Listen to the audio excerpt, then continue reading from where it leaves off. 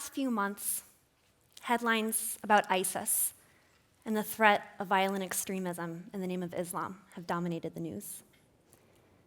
There were last month's attacks in Brussels, the attacks in San Bernardino and Paris at the end of last year. And even before ISIS was on our radar, there were the Boston Marathon bombings in 2013. And what all of these incidents have in common is that the perpetrators didn't come in from the outside. They were actually immigrant residents or even born and bred citizens targeting the country that they lived in. And this is making people scared. It's making people feel like terrorists could live amongst us. And it really presents a puzzling question. Why would someone turn against their own country? What would make someone become a terrorist? And as a psychology researcher, this is the question that I set out to answer. There's a tendency for people to look for reasons within a person. Well, a terrorist must be an evil and hateful person, psychologically unstable, not very smart. But actually, researchers so far haven't really found this to be the case. In fact, terrorists are surprisingly normal when compared to the rest of the population. They don't tend to be psychologically unstable. Many actually come from middle-class, fairly well-educated backgrounds. So then what about terrorism would resonate with otherwise ordinary people? Well, one thing that terrorist organizations do offer is a sense of significance and purpose to those who work on their behalf. They have very clear ideologies. You know who's with us, who's against us. And that can be very appealing for people who are searching for a sense of meaning in lives, of feeling that they matter. But the search for significance isn't something that's unique to terrorists. All of us are looking for that meaning in our lives. So why do some people find their meaning this way? Well, one key source of meaning is derived from belongingness. The groups we belong to, they tell us who we are, they make us feel good about ourselves. And one such source of belongingness for immigrants and for minorities is cultural identities. Now, immigrants have to balance multiple cultural identities, and this balancing act can be tough. A lot of people are able to successfully balance both of their identities. They can feel integrated, embrace the culture of the larger society, while also embracing the culture of their own heritage. And the research shows that people do best when they can simultaneously feel like they have a foot in both worlds, even better than people who fully assimilate into the larger society. But then there are others who are neither here nor there, don't really feel part of American society, but are also not really well connected to their own cultural heritage. They're marginalized or culturally homeless. And then on top of negotiating these multiple identities, a lot of immigrants and minorities have to contend with discrimination, messages that they're not wanted or valued by society. And psychologists know that discrimination can really cut to the core of your sense of self-worth. So you might be asking, well, what does this have to do with terrorism? You might recognize this picture as belonging to Tamerlan and Zohar Tsarnaev, the Boston Marathon bombers. These brothers were ethnic Chechens who lived in the United States for about 10 years. Tamerlan on the right had never really clicked with other Americans. He claimed to have never had an American friend. He did have one passion, boxing, but he was barred from participating in a national tournament because he wasn't a US citizen. Zohar on the left didn't have as much trouble socializing with his American peers, but he'd recently expressed an interest in learning more about his Chechen roots. His family had moved around a lot growing up and weren't really rooted in any one place. So this is the story of two young men who were struggling to find their place in society. And extremist groups like ISIS are more than happy to satisfy that place. This tweet comes from a young woman who joined the Islamic State. She said, "Born and raised in the West, I've never felt more safe and protected than in ISIS. Even with all the strikes, crazy drivers, and impending world war, ISIS equals love. I've never felt more safe and protected than in ISIS. These are powerful words. Clearly, radical organizations like ISIS are doing something to satisfy these needs for significance, for belongingness. And this is what my research team set out to try to better understand. We did a survey with 200 Muslim Americans, half of whom were immigrants, the other half American-born. And we asked them about their experiences.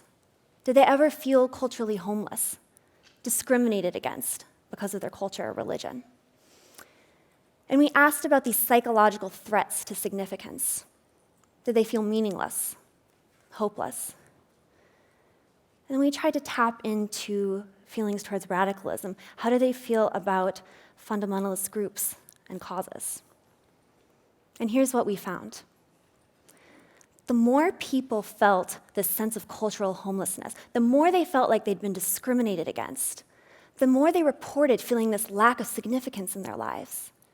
And what's more, the effects of discrimination were worse the more people felt culturally homeless, like they didn't at least fit in somewhere.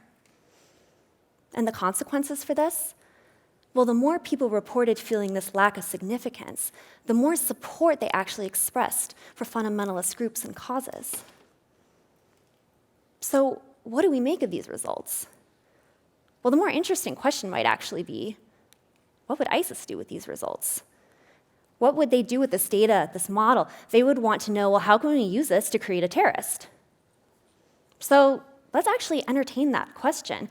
How would we use this model to radicalize a young American Muslim? Well, step one would be that we want to threaten their sense of significance. So there are a couple of ways we can go about doing this. So we can make them feel culturally homeless, make them give up their cultural identity, but don't let them feel American. We can discriminate, remind them that they don't belong in society.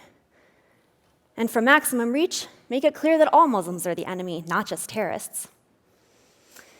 So, if you're a high-profile politician, you might consider enforcing a ban on all Muslims from entering the country, or you might suggest policing Muslim communities so they know we don't really trust them or consider them American. Not a public figure? No problem. There is still plenty of room on the internet for trolls. If you want to take a more hands-on approach, you can harass Muslims in public spaces. This example actually comes from my hometown in Virginia. There was a town hall meeting, and the local Islamic Cultural Center was proposing plans to expand their mosque building. This was shortly after the Paris attacks at the end of last year. This man interrupted the meeting and accused all Muslims of being terrorists and promised that he would do anything in his power to stop them. Step two, ISIS will take care of the rest, because they are waiting for Muslims to feel disenfranchised and discriminated against and will gladly take them under their wing. But let me take a step back here. I'm not trying to discount people's fears about terrorism. We're actually all united in the same goal. We all want to defeat ISIS, put a stop to terrorism. Me, you, Mr. Trump, Mr. Cruz, the man from my hometown, presumably even the trolls of the internet. But the problem is, my research suggests that some of these tactics, this anti-Muslim rhetoric, might actually be creating the conditions that perpetuates the cycle of radicalism. And in this way, we're playing into the hands of terrorists who want Muslims to feel marginalized. But then what do you say to comments like these? We don't need another lecture about Islamophobia. We need to protect our country. Well, this is a fair point. We do need to protect our country. But my research suggests that we might have been looking at this problem in the wrong frame. We've been presented this false choice of either helping America's Muslims integrate or protecting our country. But my research suggests it doesn't have to be this way. We don't have to go down this path where hatred breeds hatred and where disconnection breeds extremism. We have an opportunity to reframe our approach. And the correct framing might be and. By helping America's Muslims integrate, we can in turn protect our country by making it harder for terrorists to recruit. Now, I've been harping on the negative, but there's actually some good news here. In my survey, the vast majority of Muslim Americans said they wanted to integrate their cultures. They wanted to integrate their American identities with their heritage cultural identities. And this is exactly what we should be encouraging. A couple of months ago, President Obama visited a mosque in Baltimore, and he had these words to say to young Muslims. You fit in here, right here. You're right where you belong. You're part of America too. You're not Muslim or American, you're Muslim and American. And this is exactly the message we should be sending to the Muslim community in the United States. And that's not just Obama. There are politicians on both sides of the aisle sending these messages. Republican Senator Lindsey Graham has taken an active stance against Islamophobia, and we should too. Because we can make it harder for terrorists to recruit by making the culturally homeless feel more at home. Thank you.